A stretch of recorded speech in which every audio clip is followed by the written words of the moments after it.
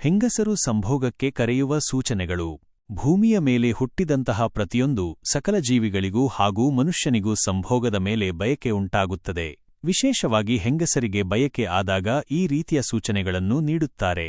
1. ಪ್ರೀತಿ, ಕಾಳಜಿ ಮತ್ತು ಉತ್ಸಾಹದ ವರ್ತನೆ. ಹೆಂಗಸರಿಗೆ ಸಂಭೋಗದ ಬಯಕೆ ಆದಾಗ ಅವರು ಸಾಮಾನ್ಯವಾಗಿ ಬೆಳಿಗ್ಗೆ ಬೇಗನೆ ಎದ್ದು ಉತ್ಸಾಹದಿಂದ ಸ್ನಾನ ಮುಗಿಸಿ ಗಂಡನಿಗೆ ಇಷ್ಟವಾದ ಬಟ್ಟೆಗಳನ್ನು ಧರಿಸಿರುತ್ತಾರೆ. ಪ್ರೀತಿಯಿಂದ ಅವರಿಗಾಗಿ ವಿಶೇಷವಾದ ತಿಂಡಿ ತಿನಿಸುಗಳನ್ನು ರೆಡಿ ಮಾಡಿ ಇಟ್ಟಿರುತ್ತಾರೆ. ಗಂಡನಿಗೆ ವಿಶೇಷವಾದ ಆರೈಕೆ ಮಾಡಿ ಪ್ರೀತಿಯಿಂದ ಹೊಟ್ಟೆ ತುಂಬಾ ತಿಂಡಿ ತಿನಿಸುಗಳನ್ನು ಕೊಟ್ಟು ಉಪಚಾರ ಮಾಡುತ್ತಾರೆ.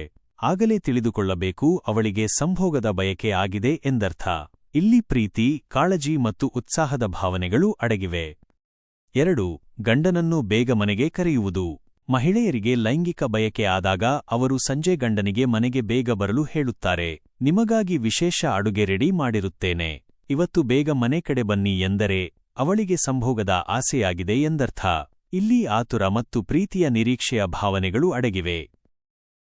3. ನಾಚಿಕೆ ಮತ್ತು ನಿಕಟತೆಯ ನಡವಳಿಕೆ.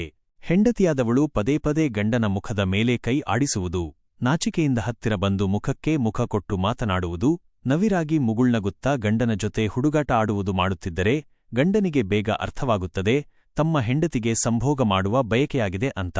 ಈ ತರಹದ ಸೂಚನೆಗಳು ಪತ್ನಿಯಾದವಳು ಕೊಡುತ್ತಿದ್ದರೆ ಅವರಿಗೆ ಸಂಭೋಗದ ಆಸೆಯಾಗಿದೆ ಅಂತ ತಿಳಿದುಕೊಳ್ಳಬೇಕು. ಇಲ್ಲಿ ನಾಚಿಕೆ, ಪ್ರೀತಿ ಮತ್ತು ಕಾತರದ ಭಾವನೆಗಳು ಅಡಗಿವೆ. ಈ ಮಾಹಿತಿ ನೀಡುವ ಉದ್ದೇಶ ಏನು ಅಂದರೆ ಹೆಂಡತಿಯಾದವಳು ತನ್ನ ಕಾಮದ ಬಯಕೆಯನ್ನು ತೀರಿಸಿಕೊಳ್ಳುವುದಕ್ಕಾಗಿ ನೇರವಾಗಿ ಗಂಡನಿಗೆ ಆ ಮಾತುಗಳನ್ನು ಹೇಳಲು ನಾಚಿಕೆಪಡುತ್ತಾರೆ. ಹಾಗಾಗಿ ಈ ರೀತಿಯ ಸೂಚನೆಗಳ ಮೂಲಕ ಗಂಡನಿಗೆ ಅರ್ಥ ಮಾಡಿಸಲು ಬಯಸುತ್ತಾರೆ. ಗಂಡನಾದವನು ಅಂತಹ ಸಂದೇಶಗಳನ್ನು ಅರ್ಥ ಮಾಡಿಕೊಳ್ಳುವುದರಲ್ಲಿ ಸಮಯ ವ್ಯರ್ಥ ಮಾಡದೆ ಹೆಂಡತಿಗೆ ಬೇಕಾದಂತಹ ಸುಖ ನೀಡಬೇಕು. ಆಗ ಮಾತ್ರ ಒಂದು ಸಂಸಾರ ಸುಖವಾಗಿ ಸಾಗುತ್ತದೆ.